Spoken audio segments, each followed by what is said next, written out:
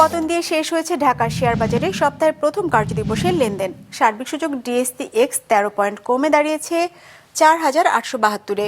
বেচা কেনা হয়েছে 267 কোটি টাকার।